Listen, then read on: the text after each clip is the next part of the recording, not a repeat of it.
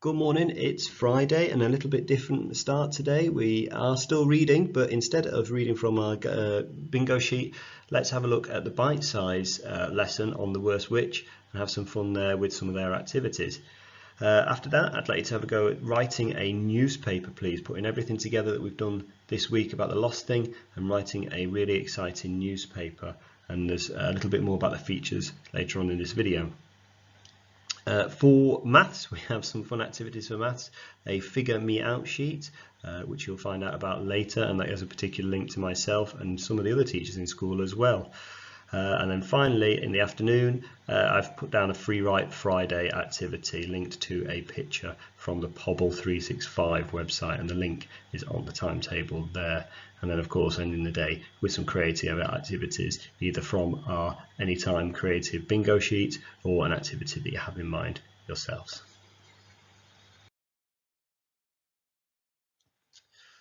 So a newspaper then. So a newspaper, we'll all be familiar with how it starts. We have the name of the newspaper, and this is going to be a Nottingham based newspaper, so feel free to make up a name of a newspaper or use one that you know of. It can simply be something like the Nottingham Observer, taking an example from the page we have in front of us, or Nottingham Times, whatever you'd like to call it. After the name of the newspaper, we're going to have that main headline, which is going to relate to what we're talking about, and that is the sighting of one of these lost things in Nottingham. Writing your newspaper into your exercise books, feel free to write across the line. Don't try and create columns. It does make it a little bit trickier to write. Just write your newspaper as it would normally be and paragraph in your books. There's no need to put it into columns. It just makes it a little bit harder to write in those books. Remember, our newspaper is going to start with the introduction or orientation, giving us all the answers to those main W's, those who, what, where, when, how and whys, and make sure that it really sets the scene. Sentences are always short in newspapers, lots of facts and information, particularly about the things, where they happened, when they happened, and the people who are involved. We always have extra information about their name, perhaps their job, lots and lots of factual information in this newspaper. You will have to make lots of this up, but it doesn't matter as long as it sounds appropriate. As you go through your newspaper, you will want to quote from some of the people that have seen this lost thing. Now those quotes are going to be in inverted commas, and I've linked in a video from BBC Bitesize on the timetable about inverted commas. Please make sure they're used and that that punctuation is there for that speech. That is going to be key to this piece of writing. Keep paragraphing your work.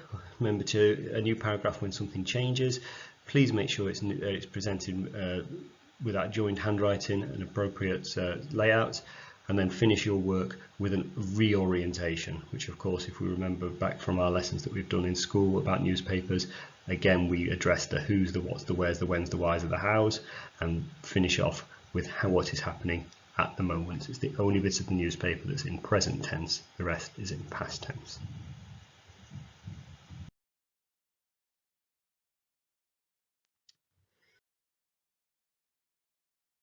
So as we do in school, I've got a Free Write Friday activity for you. It's the Robin Hood picture from the Pobble 365 site, and I've put the link on our plan just to help you out there a little bit. On the website of Pobble 365, we do have this story opener, which is one way that you could write today. For Free Write, you can write anything that you would like. You can finish this story, this narrative that we've got here.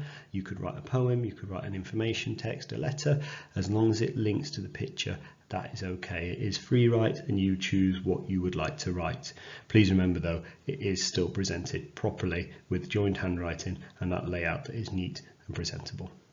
So here we have our opening to this Robin Hood story. We have an exciting start, lots of good vocab, and that is how our narrative should sound if we choose to do so. So here we go. Robin exhaled slowly. As an archer, this final exhalation, almost a ritual, was the calm before the storm, the final moment before releasing the arrow and wreaking havoc on its target. Like all bowmen, Robin was as strong as an ox. Daily training had seen to that. Upon hours of drawing back, the beautifully curved yew bow had thickened Robin's muscles like hempen rope, to the point where he could now draw the massive bow with ease.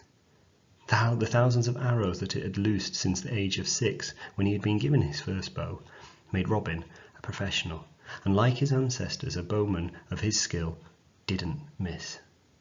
The yew bow was so familiar that it was like an extension of his body. When it was not in his hands, he didn't feel alive. He was the bow. The bow was him.